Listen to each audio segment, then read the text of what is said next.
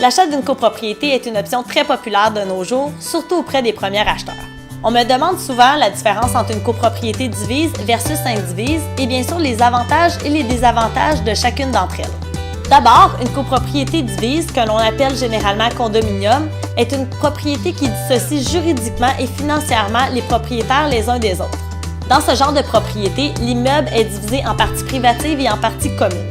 Les parties privatives comptent généralement l'appartement lui-même, la case de rangement ainsi que l'espace de stationnement. La partie privative appartient à 100% au propriétaire. Les parties communes, telles le hall d'entrée, la terrasse sur le toit, la piscine, les espaces communs dont tous les copropriétaires peuvent faire usage, sont gérés par le syndicat de copropriété. La copropriété divise est obligatoirement soumise à un document notarié très important, soit la déclaration de copropriété.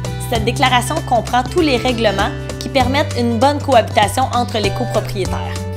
De l'autre côté, la copropriété indivise est détenue par un ensemble de personnes sans qu'elle soit divisée en lots distincts. C'est une forme moins courante de copropriété, mais qui est très présente sur l'île de Montréal, par exemple dans le secteur de Villeray et sur le plateau Mont-Royal. Un immeuble est détenu en copropriété indivise lorsque les propriétaires détiennent une partie de l'immeuble en fonction de leur quote-part.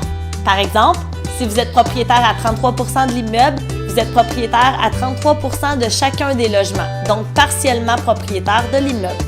Contrairement à la copropriété divise, les propriétaires d'une copropriété indivise n'ont pas l'obligation de formuler une déclaration de copropriété. Par contre, je suggère fortement aux propriétaires d'une copropriété indivise de formuler un acte notarié afin de protéger les parties et bien sûr d'éviter les malentendus et les conflits éventuels. Une autre particularité importante à la copropriété indivise est le fait que la SCHL, Société canadienne d'hypothèque et de logement, n'assure pas ce type de prêt. C'est pourquoi le prochain acquéreur devra mettre au minimum 20% de mise de fonds. De façon générale, la copropriété indivise est moins populaire que le condo, ce qui en fait un bien immobilier moins lucratif à la revente. À mon avis, il n'y a aucun inconvénient à faire l'acquisition d'une copropriété indivise, en autant que celle-ci soit bien gérée et munie d'une déclaration de copropriété, même si elle n'est pas obligatoire, à condition bien sûr de détenir le 20% de mise de fonds.